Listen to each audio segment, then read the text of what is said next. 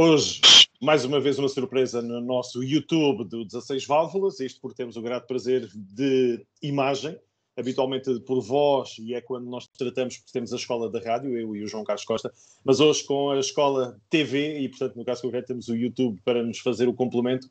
Convidei o João Carlos para trocarmos aqui umas impressões, porque já há muito tempo não falávamos, principalmente desde que começou a temporada 2020, não vamos fazer outro tipo de comentário, a temporada 2020 da Fórmula 1, e convidei o João precisamente para vir falar comigo de 3 temas. Basicamente, Fórmula 1 com uma única pergunta, porque nesta altura estar a falar do mesmo, já todos se cansam de saber do que se fala, mas efetivamente há prioridades, como no caso que eu quero fazer uma pergunta de Fórmula 1, uma apenas, mas depois Le Mans e WTCR, 2 grandes acontecimentos que se aproximam a velocidade fantástica, temos aí bons motivos para isso e mais alguns temas que eventualmente o João também possa libertar aqui para a nossa audiência poder também perceber um bocadinho da sua própria opinião. Por isso, João, um abraço para aí, espero que estejas bem, por aquilo que aparentemente se vê, estarás bem. Muito bem, bem-vindo de volta ao 16 Válvulas. No caso concreto, João, e porque não falámos sobre qual era o tema que eu queria escolher a nível de Fórmula 1, não vale a pena estarmos a falar muito, vamos apenas desfrutar de um grande prémio que fica para a história, um grande prémio de Itália. Agora vamos para o Mugello, para o grande prémio Ferrari, dizem eles, mas é esse o tema que eu trazia aqui de início a falar de Fórmula 1, era perceber o F, que é de Fórmula 1, mas é um F também de Ferrari. E eu preciso de ouvir um bocadinho mais, João, em relação àquilo que é comum ouvir-se, e preciso de ouvir da tua parte que me digas a mim e tentar perceber e aprofundar apenas esse tema, esse dossiê, o dossiê Ferrari na Fórmula 1 no ano de 2020. Queria perguntar-te já, e porque o tema vai ser esse, o que é que se passa com aquela que é uma das equipas icónicas, podemos dizer, da Fórmula 1, que cumpriu agora 70 anos, como nós vimos, o Grande Prémio a assinalar os 70 anos da Fórmula 1. E eu, a pergunta que tenho para ti, e vamos andar aqui um bocadinho à volta desse tema, é mesmo Ferrari e Fórmula 1 em 2020. O que é que se passa, João? O que é que se passa? Bom, a Ferrari é um case study nesta temporada de 2020. Há uma coisa que é certa, há muitos anos que a Ferrari não estava tão mal no campeonato.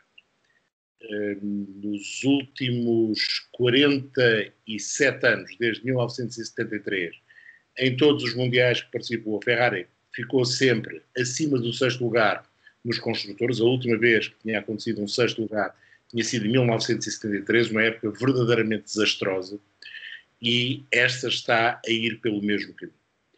O que é que originou a época de 1973? Originou que o Enzo Ferrari foi buscar o Niki Lauda, que o Niki Lauda deu um murro na mesa, aquela famosa cena do filme em que ele diz: este carro não presta, mas não se pode dizer, mas o carro não presta.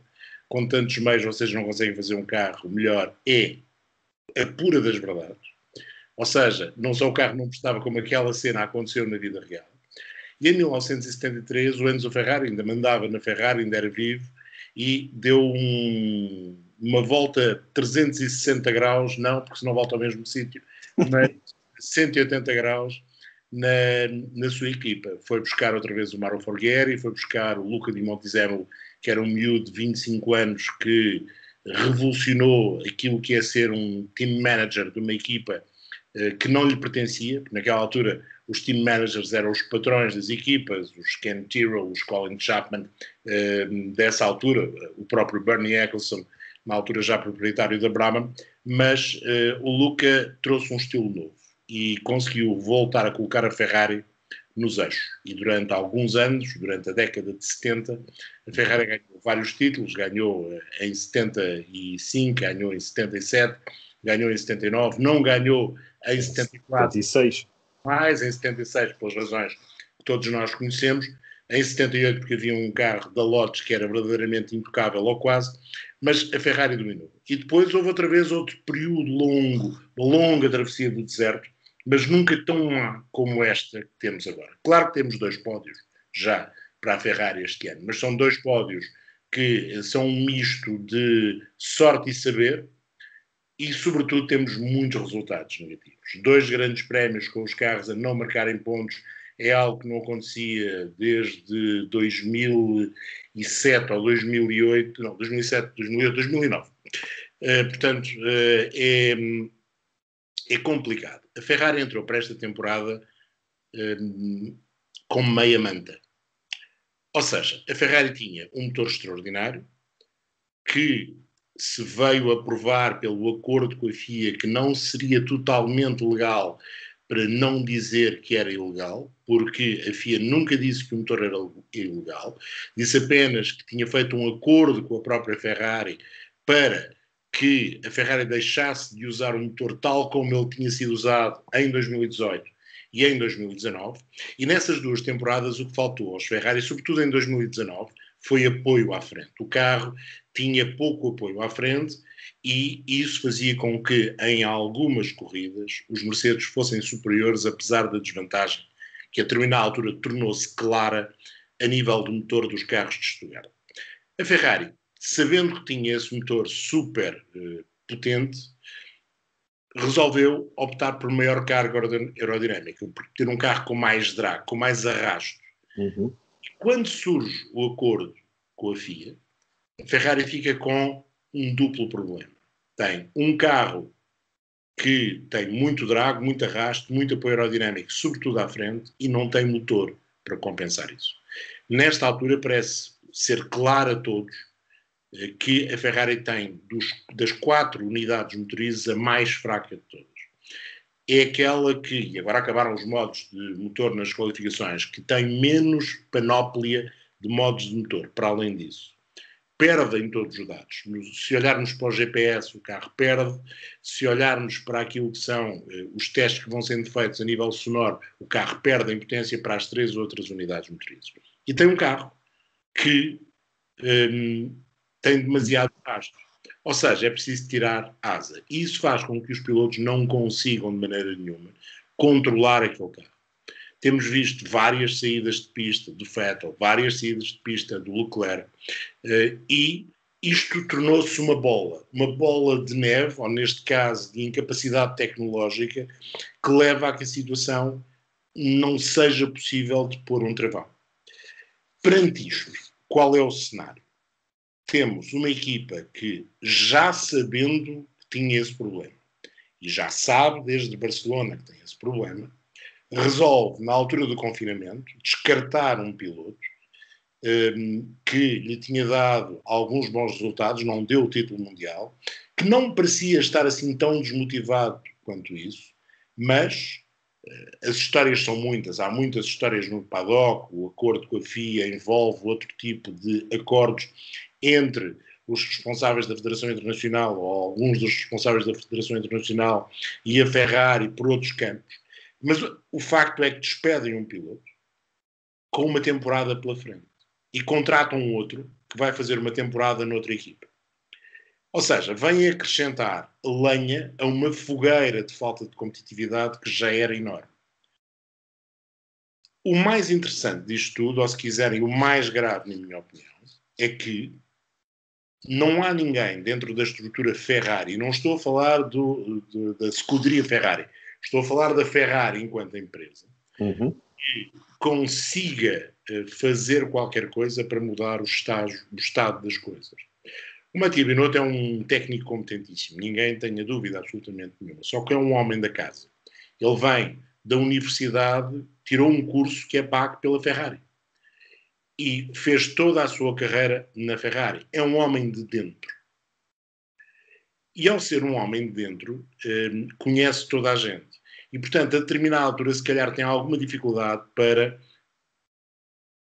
deixa-me usar a expressão, chamar os bois pelos nomes. Pôr as pessoas certas no sítio certo, dispensando aquelas que não estão certas. Pelo contrário, não faz isso, mas faz outra coisa que a todos pareceu estranha. A determinada altura, durante o período de confinamento, ele foi buscar pessoas que trabalhavam na Ferrari, técnicos, na Ferrari, produção, carros do dia-a-dia, ainda carros muito especiais como são os Ferrari, e trouxe-os para o departamento de competição sem aquela experiência ou know-how que muitas vezes fez a diferença na Ferrari quando as coisas correm bem. Ele faz isto, ninguém o chama a atenção, e nesta altura, vamos lá ver, tecnicamente nós já sabemos que esta temporada de 2020 é quase impossível mudar grande coisa. Para 2021, com a mesma coisa. Com os tokens dará para mudar qualquer coisa. A Ferrari já veio dizer que a unidade motriz terá bastantes novidades, usando os tokens que estão disponíveis. E é aí que está o problema maior. Vamos acreditar que as coisas estejam um bocadinho melhores, mas não será uma mudança radical. Agora, a equipa precisava de um abanão.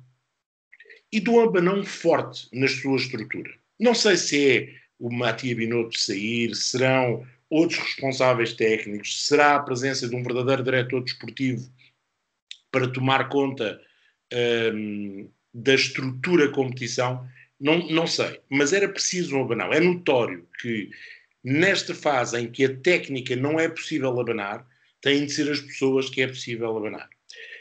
Por exemplo, o Iñaki Rueda, que é o responsável da estratégia na Ferrari, tem cometido alguns erros, apesar de não estar a lutar pela vitória, mas mesmo aí tem cometido alguns erros. Se calhar será uma das pessoas que poderá ceder o seu lugar.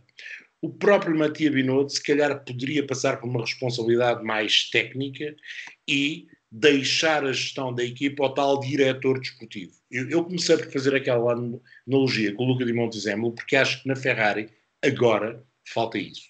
Falta um sangue novo, conhecedor, com a chancela da família Ferrari, e aqui a família Ferrari, não estou a falar só dos Agnelli, dos vários ramos da Agnelli, estou a falar da família Ferrari no seu todo, que com o apoio dessa família Ferrari chega, dá o murro na mesa, muda as peças e tenta com isso fazer alguma coisa de novo. Tenta criar ideias, tenta apaziguar até um certo nervosismo que existe.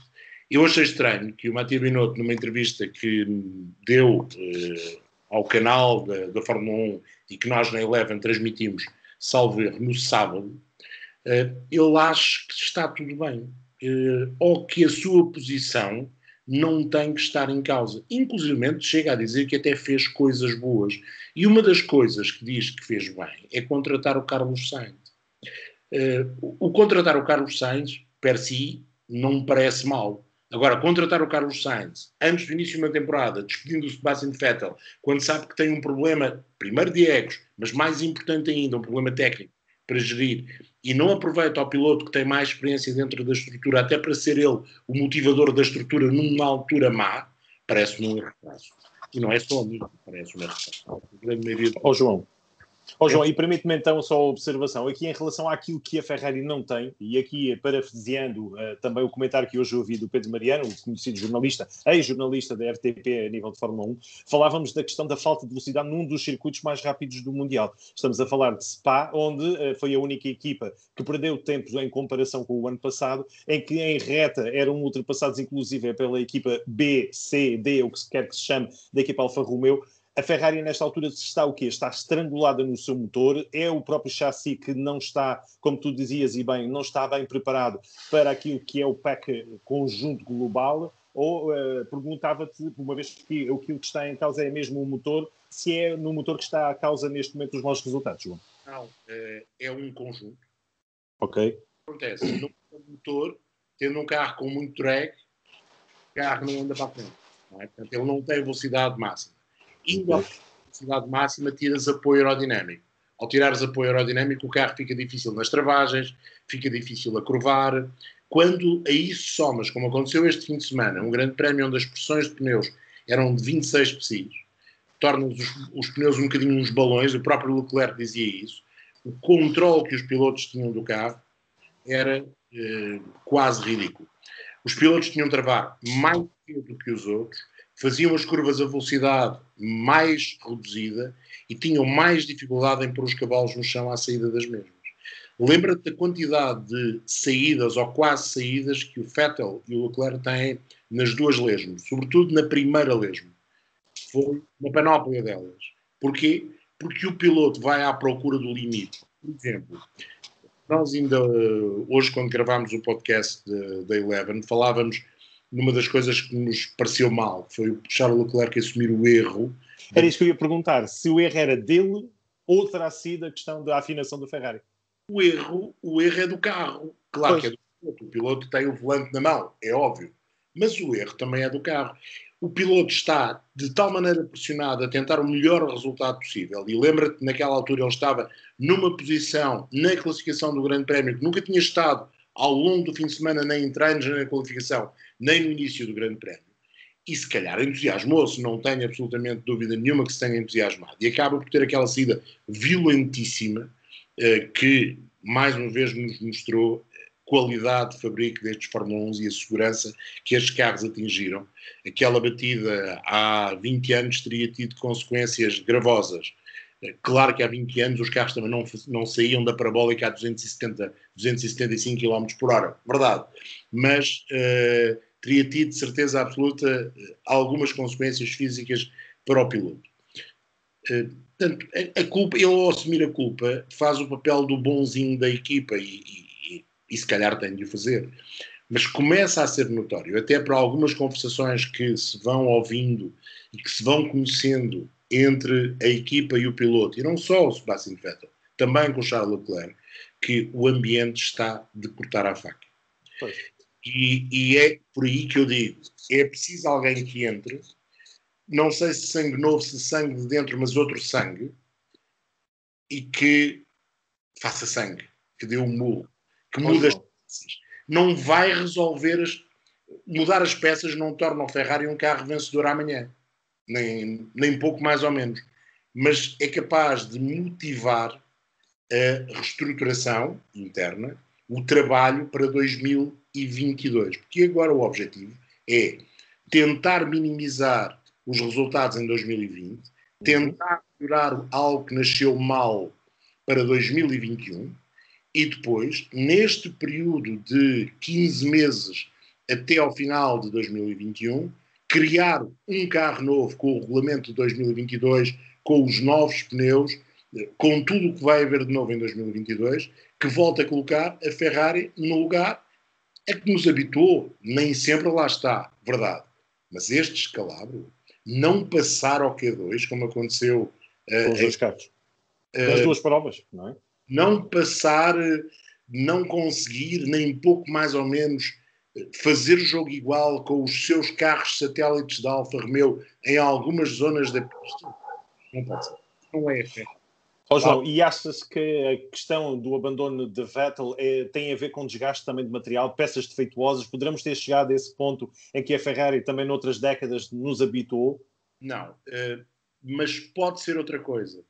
Fica a ideia que algo... Não, aliás, algo salta do carro do Sebastian Vettel. Na travagem para a parabólica. Não sabemos. Poderá ser uma peça mal montada. Poderá ser uma situação de desgaste de material que não era suposto haver. Mas isso também, mesmo que seja um desgaste de material que não nós, mas de menor cuidado, levar peças ao limite, se for uma peça mal montada, se calhar também demonstra aquela situação de tensão que se vive. É normal que um mecânico da Ferrari, um engenheiro da Ferrari, um piloto se sinta melindrado pelo resultado e está numa pressão, não deve estar, mas deve estar numa pressão de tal maneira que pode levar, e não estou a dizer que tenha sido, mas pode ter sido um pequeno erro que teve como consequência a desistência do Sebastian Vettel. Agora, não há magia para resolver o problema da Ferrari, a não ser que a FIA faça um acordo outra vez com a Ferrari e permita à Ferrari ter outra vez o motor que teve. Duvido que isso venha a acontecer. Cairia o Carmo e a Trindade se tal acontecesse. Não tenhas a mínima dúvida, as outras equipas que não ficaram, na sua grande maioria, fora aquelas do universo Ferrari, e mesmo aí a Haas não ficou totalmente satisfeita, com aquele acordo anunciado fora de horas ou quase a 5 minutos do final dos treinos de início de temporada no último dia, ninguém ficou satisfeito, nós não ficámos satisfeitos como comunicadores, nós como fãs não ficámos satisfeitos, as equipas não, ninguém ficou satisfeito com aquele acordo, não só pelo timing do mesmo, pela forma como foi descrito e pela total ausência de esclarecimento, ainda que eu acredite, tenho razões para acreditar que as equipas saibam exatamente o que é o termo do acordo, mas acho que aquele acordo mereceria ter sido divulgado. E quando se fala em propriedade intelectual, o que eu pergunto é, aquelas peças que supostamente estavam à margem da lei, para não dizer que eram ilegais, são peças utilizadas, por exemplo, nos carros de série da Ferrari, que impeçam os outros de conhecer a peça, ou são simplesmente pequenos truques de engenharia que o termo propriedade intelectual, se calhar aí não tem que se aplicar daquela forma. Porque se não são legais, façam o regulamento de Fórmula 1, se não são utilizáveis num outro produto da Ferrari, a ideia da propriedade intelectual a mim escapa-me um bocadinho. Mas eu não sou advogado, se calhar há uma interpretação completamente diferente deste caso. João, 20 minutos depois do início da nossa conversa, era suposto falarmos só dos Fs, mas eu há aqui necessidade de perguntar, porque também sei que o Carlos Estradinha nos vai ouvir. Pergunto-te em relação ao Bottas, vamos nos próximos grandes prémios vê-lo a ir lutar pelo 5º lugar para baixo, ou foi uma situação pontual que ele se queixa de um toque logo no início do Grande Prémio? É uma situação perfeitamente pontual. As coisas não correram bem. Porque ele não andava, o carro não andava, por mais que ele tentasse mesmo em reta. Ou que não andava e depois também não andava muito. Ele queixou-se dos modos de motor, não se adaptou a estes novos modos de motor para a corrida. Penso que será uma situação que a Mercedes resolverá com alguma celeridade e talvez até facilmente já para Mugello. Essa é a capacidade, eu diria, quase única da Mercedes hoje em dia na Fórmula 1, é resolver os problemas de forma rápida. Quando eles acontecem, imediatamente essa passa a ser uma prioridade da equipa, resolver o problema para o próximo Grande Prémio, mesmo que esse Grande Prémio seja na semana seguinte. E tem uma estrutura que lhe permite fazer isso.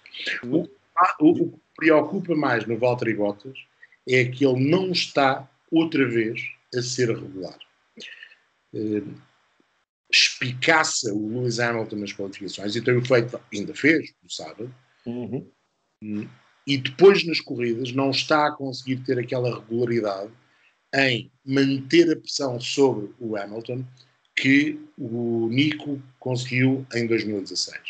E o termo de comparação para o Lewis Hamilton, em termos daquilo que é o adversário ideal dentro da equipa, é sempre o Nico 2016. Mais que o Nico 2014 ou 2015, é o Nico 2016, que ao longo de toda a temporada, nos momentos difíceis e nos momentos menos difíceis, nos momentos em que teve vantagem no campeonato, ou quando viu o Hamilton, mesmo com uma grande vantagem, recuperar essa vantagem e ultrapassá-lo, conseguiu sempre dar a volta por cima. Até agora, nas temporadas em que substituiu o Nico Rosberg na Mercedes, o Valtteri nem em 2017, nem em 2018, nem em 2019, nem este ano de 2020, apesar de, tal como no ano passado, ter começado muito bem, com uma vitória, eu diria, estrondosa, tanto num caso como no outro, mais a do ano passado, menos a deste ano, mas são vitórias muito fortes, a partir daí não conseguiu, de forma regular, manter essa pressão sobre o Hamilton na corrida, roubando-lhe pontos. Ontem, aliás, anteontem, teve uma oportunidade, no domingo teve uma oportunidade de ouro, e a única coisa que consegue é passar o Verstappen na classificação do campeonato, mas fica Hamilton exatamente com a mesma vantagem que tinha quando chegou a Monza. 47 pontos. Era sobre o Verstappen e eram 50 para o Bottas. Agora são 47 para o Bottas. E o Bottas sabe, e já o disse várias vezes, que a cada grande prémio que passa é menos uma oportunidade. E se nós chegarmos a este final de ciclo italiano e depois ao ciclo Rússia-Nürburgring com o Hamilton a ter não 47 pontos, mas a ter 50, 60, 70 pontos de vantagem, o campeonato está entregue. Aqui em Portugal, no Algarve. Não sei. Com 4 provas no Médio Oriente e ainda Imola pelo meio, 4 provas, aliás, com 3 provas no Médio Oriente e Imola pelo meio, 4 provas, não me parece que seja possível. E era bom que não fosse em Portugal. Era bom por um lado, era que fosse na última curva do último grande prémio e ultrapassagem do segundo ao primeiro ou do campeão ao segundo classificado. Muito bem. João, para fecharmos então em beleza a questão da Fórmula 1, é nos arranques que o Bottas entrega o campeonato ao Hamilton ou não? Porque torna-se evidente eles que conseguem boas qualificações. Tu falaste bem, os dois pilotos revezaram-se a fazer a melhor volta desta pista, mais rápidos de sempre. Os dois, primeiro Lewis Hamilton, depois Bottas bate o tempo e a seguir vem Lewis Hamilton. Mas depois chega-se à corrida. Ainda bem que falas nisso, que é importante salientar aquilo que é a velocidade média destes Fórmula 1 na pista de Monza. 264 km de média, numa pista em que tem 2 chicanes lentas, é de facto impressionante. Eu sou do tempo, é que o Montoya fazia a volta mais rápida, com uma média de 250 e tal quilómetros. Durante muitos anos assim foi. E era um recorde que toda a gente dizia que era impossível de bater. Neste momento já vamos em 260. Eu disse isso na transmissão no domingo. Nós olhamos para as 24 horas de Le Mans, já vamos falar do Le Mans, e achamos que aquela pista é a pista, não falo das ovais americanas, de Indianápolis, Daytona, seja NASCAR, seja IndyCar. Mas que é a pista convencional, ainda que o Le Mans tenha muito pouco de convencional, onde se esperam grandes médias. A média do recorde da volta em Le Mans, que é a volta de 2017 do Toyota, do Kamui Kobayashi, é 251.4 ou 0.3. E tem aquelas Inodier, como todos nós conhecemos. Tem aquelas retas. Sábado, 2 pilotos passaram alegremente os 264 km por hora de média em Monza. De média. Mas, mesmo. Voltando ainda à partida, o Bottas falha esta partida, mas não acredito que seja um problema no carro. Teve a ver, de facto, com aquela posição de partida. Lembra-te que o Stroll, no segundo arranque, também saiu de lá e teve enormes dificuldades. As rodas patinaram até à quarta. Ninguém percebe porquê, mas o segundo lugar na grelha de partida para este Grande Prémio de Itália fosse porque tinha qualquer tipo de óleo, o que quer que fosse, deixado pelas outras categorias que estiveram em pista ao longo do fim de semana, deu 2 péssimos arranques. Nestas coisas, eu não sou muito de ir à procura do acaso. Não foi por acaso. Algo se passou ali. Mas a verdade é que já teve arranques menos bons, mas também já teve arranques bons. Eu acho é que o Valtteri não consegue ter a capacidade de pressionar Hamilton sempre. Hamilton tem essa capacidade quase única de, quando se vê na frente, é intocável. Não, aí está. Isso mesmo. Muito bem, João. Fechamos o dossiê Fórmula 1, abrimos o dossiê Le Mans, estamos na altura de mais uma etapa sem público. Diz?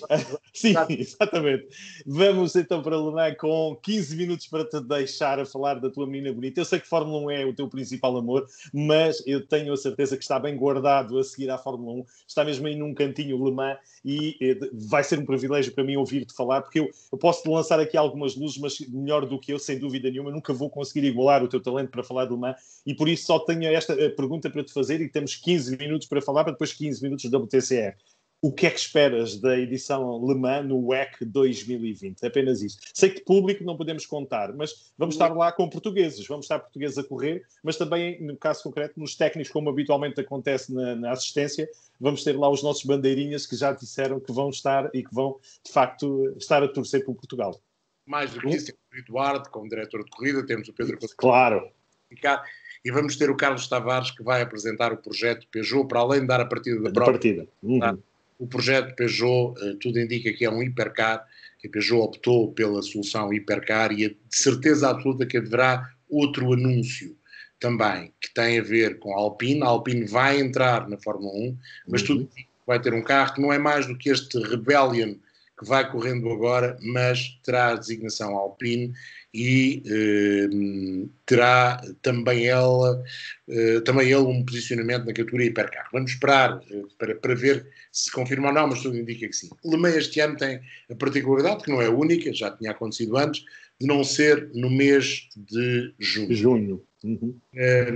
Tem essa particularidade, tem a particularidade de, em vez de 8 horas de noite, vais ter 12. Normalmente Le Mans acontece no último fim de semana antes do solstício de verão e desta feita vai acontecer no último fim de semana antes do final do verão.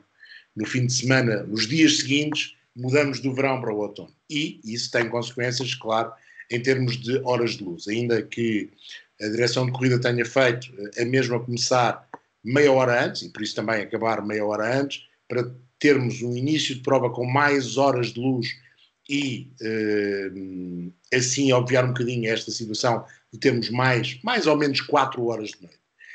Muita gente fala da possibilidade de chuva. É engraçado porque o mês de setembro tem menos dias de chuva, normalmente em Le Mans, do que tem o mês de junho. É uma particularidade da zona. Muitos falam também que pode ser uma noite fria. Pode, mas também pode ser uma noite quente. Os meses de setembro naquela zona também podemos ter uma noite com as temperaturas a ficarem nos 20 graus e não caírem, mas também podemos ter uma noite com as temperaturas a descerem para os 9, 10 graus e condicionar a corrida e a forma como a corrida vai acontecer. Sobre a corrida em si, primeiro de tudo, vai-se estrear a Super Pole em Le Mans. Nunca tinha acontecido. Vamos ter apenas uma sessão de qualificação e depois os 6 melhores de cada classe vão estar em pista na sexta-feira para entre as nossas 10h30 e as 11 da manhã para uma sessão de qualificação onde se definem os 6 primeiros lugares de cada uma das classes. Convém também dizer que a partida vai ser dada por classe, ou seja, e acreditando que vamos ter mesmo os 6 LMP1 à partida, as 3 primeiras linhas são dos LMP1, as linhas seguintes, todos os LMP2, as linhas seguintes, todos os GTE Pro e depois todos os GTAM. A grelha dos 60 carros vai ser feita assim. E não com os tempos misturados e os carros misturados. Será feito assim. Essa é uma novidade. Acho que é interessante em termos de espetáculo televisivo. Aproveita-se aqui uma mudança em termos de horário, que também é importante referir, porque antigamente tínhamos treinos à quarta-feira e este ano não vamos ter. Vamos ter treinos entre as 9 e o meio-dia, treinos livres na quinta-feira. Depois entre a 1 e as 4 da tarde, também treinos livres. A sessão de qualificação na quinta-feira será entre as 4h15 e as 5 da tarde.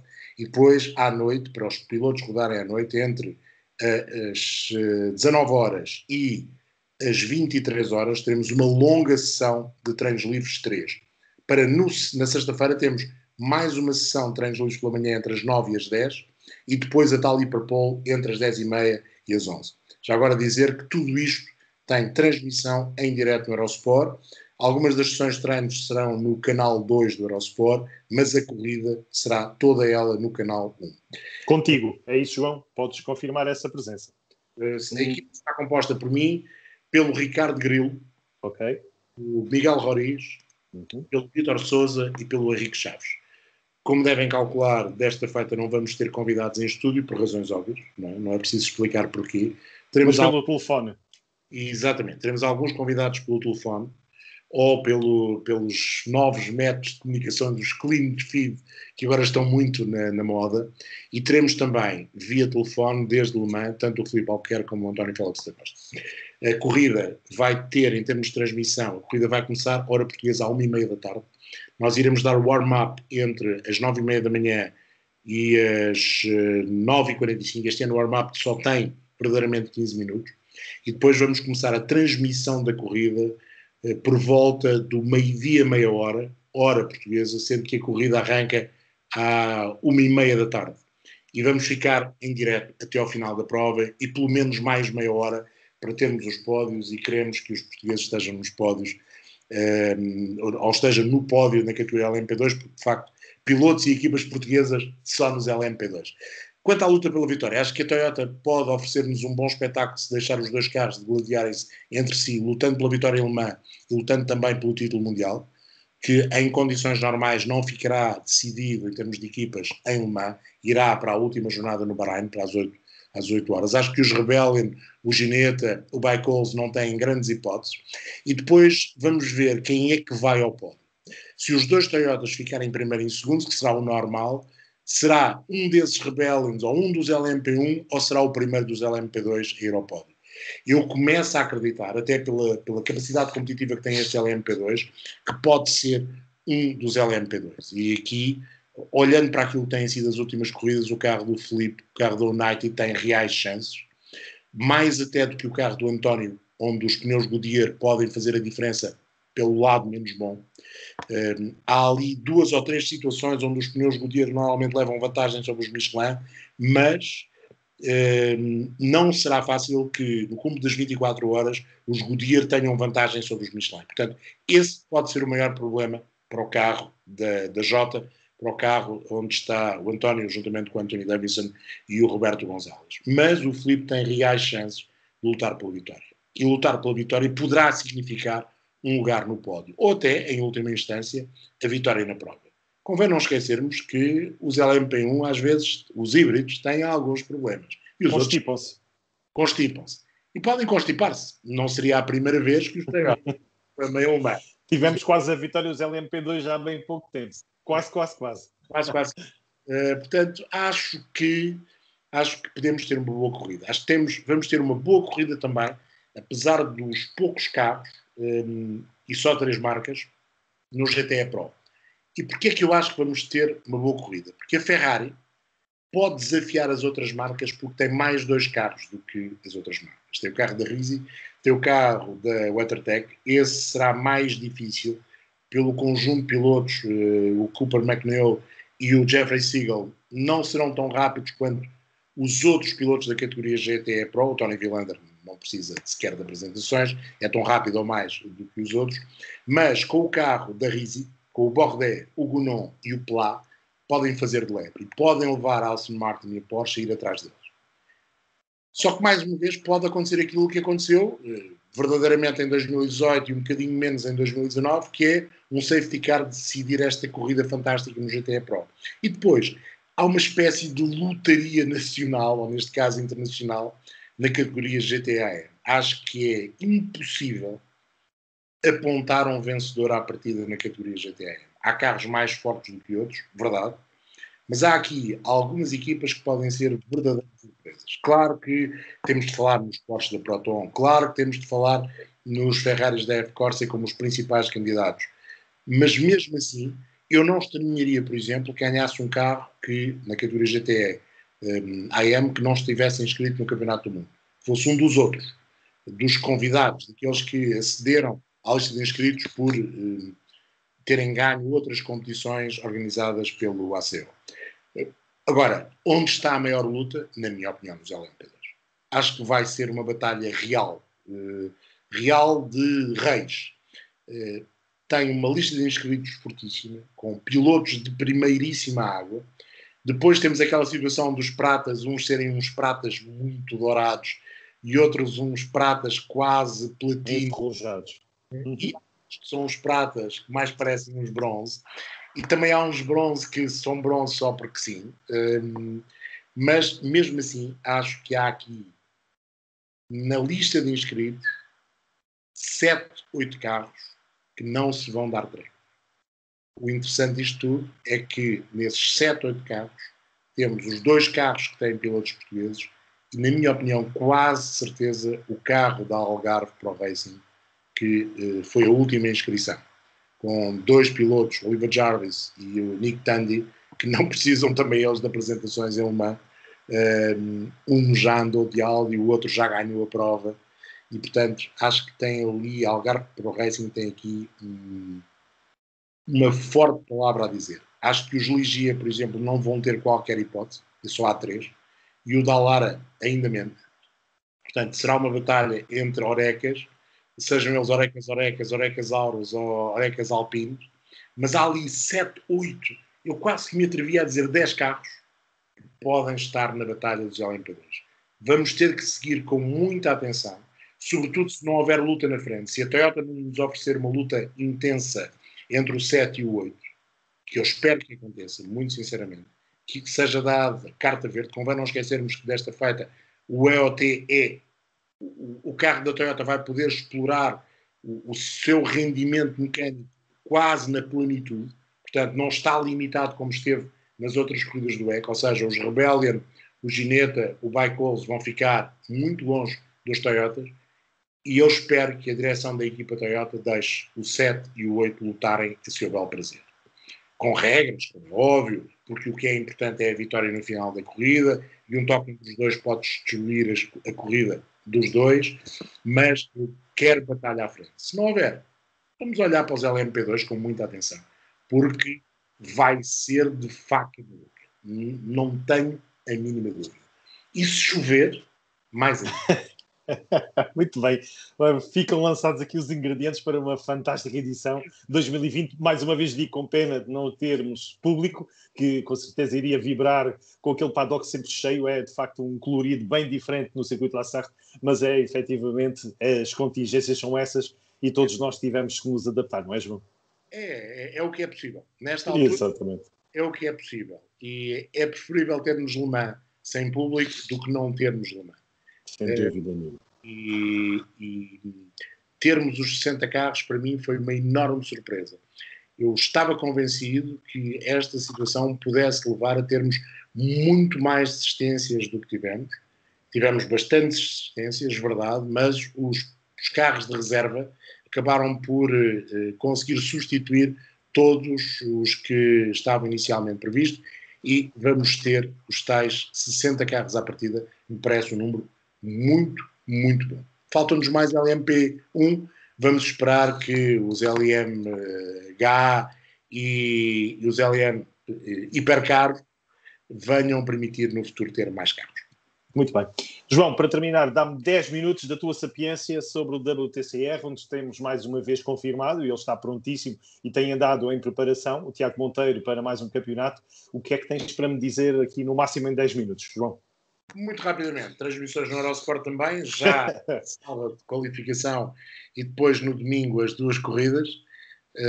Não estranhem se eu fizer a corrida de domingo de manhã, às 9h10 da manhã, a primeira corrida, será a primeira temporada da época, vou eu fazer, apesar de ser um fim de semana de Fórmula 1, mas tem de ser, fiz questão em fazer essa corrida e começar a época. Vai ser uma época interessante.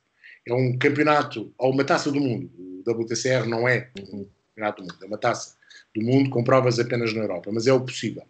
O François Ribeiro, o responsável máximo do Eurosport Eventos, optou por isso para obviar às locações e aos problemas que seria levar pilotos, material para algumas regiões onde havia inicialmente provas programadas, o Japão, a China, a Malásia, podia haver problemas na circulação de pessoas e do material e, portanto, ele conseguiu, de uma forma extraordinária, há que se lhe tirar o chapéu a ele e ao Eurosport Eventos. Conseguiu, mesmo com uma distância de última hora do Salzburg Ring, há 15 dias havia uma prova para iniciar o campeonato em Salzburg Ring e à última hora deixou de haver, mas mesmo assim a equipa do Eurosport Eventos conseguiu montar este campeonato que me parece ter tudo para ser bem interessante de seguir. E eu quando digo bem interessante de seguir, porque tem 7 marcas. Perdemos a Volkswagen relativamente àquilo que tínhamos no ano passado, mas ganhámos a Renault. E logo na primeira corrida em Zolder, para além do Renault, que vai fazer todas as provas com o Jack Young, que é um jovem de 18 anos britânico que anda muito bem, vamos ter um segundo carro dessa equipa, da Vukovic Motorsport. Portanto, claro que na luta pela vitória tudo indica que iremos ter os 4 Lincoln Co., os 4 Honda e os 4 Hyundai. Será o normal. Mas o formato este ano é um bocadinho diferente. Voltamos a ter apenas 2 corridas. Temos 3 partes de qualificação, sendo que a primeira, que vale até pontos para os primeiros, define a grelha para refina a grelha de forma invertida para a corrida 2. E depois temos a segunda parte e a terceira parte a definirem a grelha para a corrida número 1, que será a corrida principal, a corrida número 2 terá depois a grelha invertida.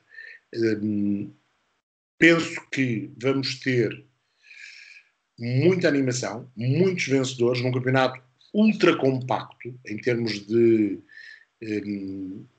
calendário. Vai ser um bocadinho como a Porsche Supercar.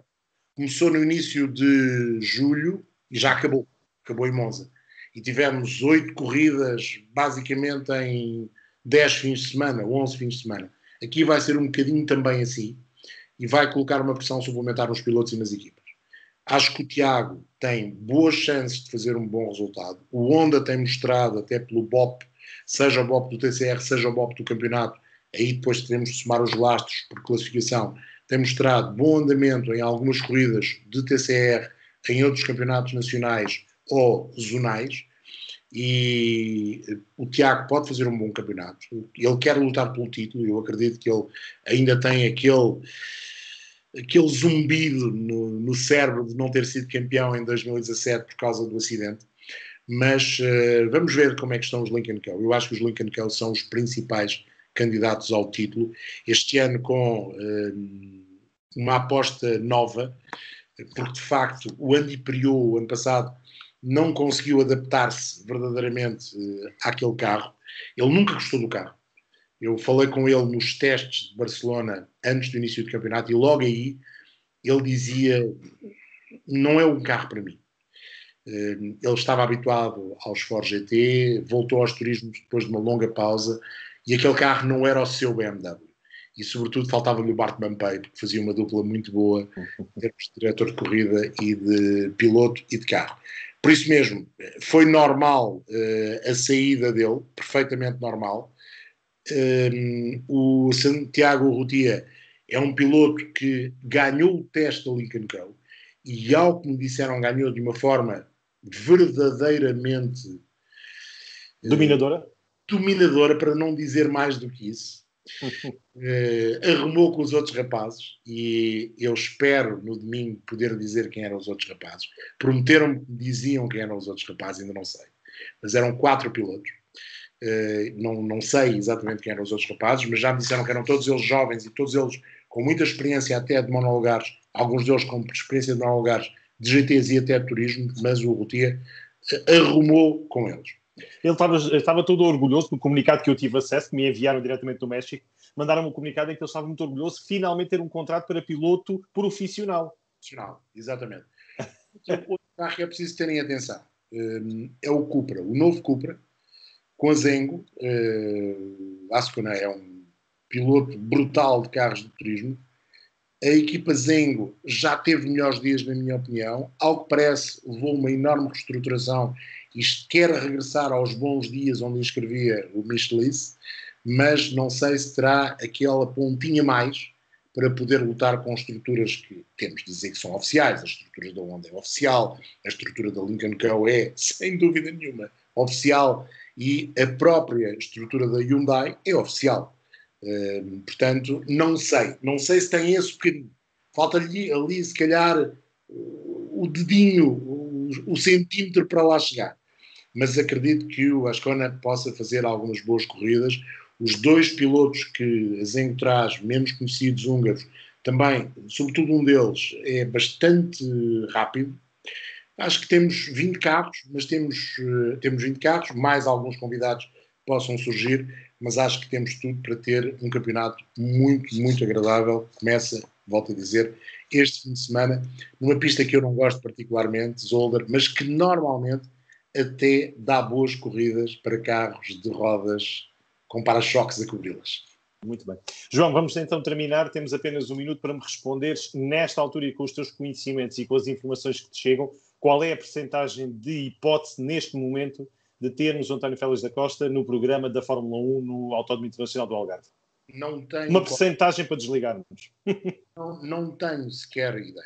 Não tenho ideia. A notícia, como toda a gente sabe, surgiu num site internacional, depois teve alguma propagação em sites portugueses e em publicações, em sites de publicações de papel, com declarações do Tiago Monteiro, como toda a gente sabe, é o do António. Mais do que aquilo que o Tiago disse, não sei.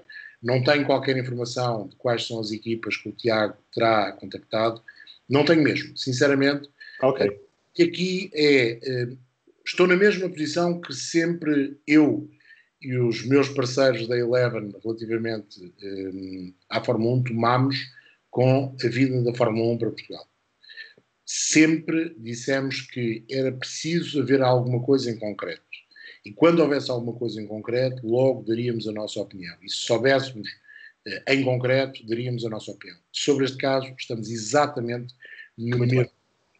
Acrescentando apenas que o António deu-nos uma entrevista à Eleven a semana passada, que foi transmitida na sexta-feira. A entrevista foi gravada na quarta-feira no Autódromo do Estoril, e aqui mais o Oscar Góes. Mais uma vez agradeço a simpatia dos responsáveis do Autódromo do Estoril por nos terem cedido o espaço para se fazer a entrevista. E o António dizia que a Fórmula 1 já não era um objetivo. e de repente surge a notícia em que ele pode ser uma hipótese. Não tenho base nenhuma para dizer vai acontecer ou não vai acontecer. Vamos esperar. Acho que, tal como aconteceu no Grande Prémio, vamos esperar. Muito bem. João, agradecer a tua oportunidade, deixe-te descansar, já estiveste a treinar a tua voz para aquela que vai ser a emissão longa das 24 horas, até lá vais treinando e fico à espera, claro, dos teus ótimos comentários. Diz, João. 37 horas, acho que é de emissão. Isso bem treinado, isso para ti já é com uma perna atrás das costas, já não. No outro dia é que ninguém pode falar contigo, mas isso por gestos resolve-se, não é, João? E é um desafio sempre. Eu este ano gostava de fazer um bocadinho diferente e gostava... E as pessoas vão aceitar isso perfeitamente. Vai haver algumas novidades na forma como vamos fazer a transmissão. Até porque teremos pessoas a fazer a transmissão de casa e pessoas a fazer a transmissão dos estúdios. É agora uma das novidades. Pode-se fazer transmissões de casa. Mas vamos criar a dinâmica da transmissão, mantendo-se na sua gênese a mesma, vai ser um bocadinho diferente. Na forma como nós vamos estar ao microfone, na forma como vamos gerir a emissão, na forma de estarmos continuamente ao microfone as mesmas vozes, vamos tentar fazer diferente, porque fazemos assim, apesar de eu sei que as pessoas gostam, e posso ser isto sem problema, mas fazemos assim há já não sei quantos anos, 17, 18, já não sei, já são muitos anos. Se calhar é tempo de tentarmos fazer um bocadinho diferente. Estamos desejosos. Muito bem. Grande João, um abraço, obrigado pela oportunidade então, e bons programas como até agora, e tenho certeza que vão ser outros, mas agradecer a tua simpatia e disponibilidade. Um grande abraço, João. Obrigado, eu.